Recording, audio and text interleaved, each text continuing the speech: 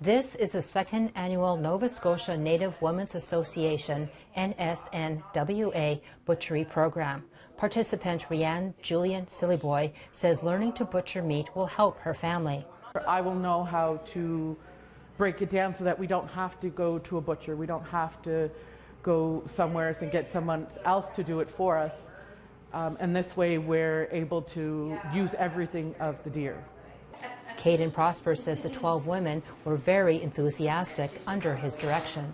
They're just so pumped and like they're eager. It almost reminded me of how kids are, like when it comes to seeing new things, and you know. And when it came time to get the deer, and after we shot it and we looked for it and found it, just how excited they were to get their hands dirty and just get in there. The butchery program takes place at the new NSNWA building in Millbrook First Nation, about 90 kilometers northeast of Halifax.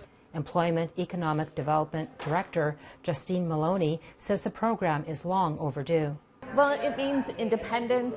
It means, supplementing their income. It means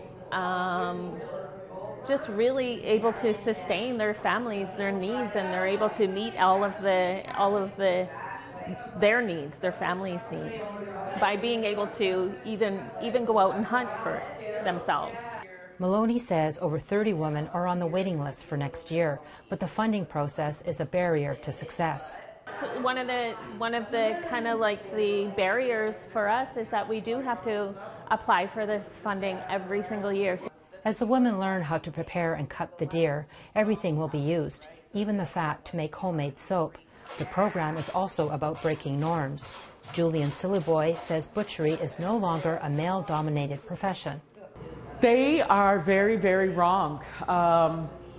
As I've seen today, our women can handle the saw, our women can handle the knife, our women can handle the meat. They can handle the shooting of it, cutting, skinning it. It's not a man's job, it's a person's job. Traditional food harvesting is becoming more common, and Prosper says more women are learning to hunt. Like gender norms are like broken almost, and like we're going into like a new age of our women being strong along with our men, so we can go hand in hand. It doesn't have to be just the women doing everything, you know. Like I'm happy. It's super cool to see like everything that's going on here. And however, Julian Sillyboy discovered she is not a good hunter. I move a lot. I shuffle. I fidget.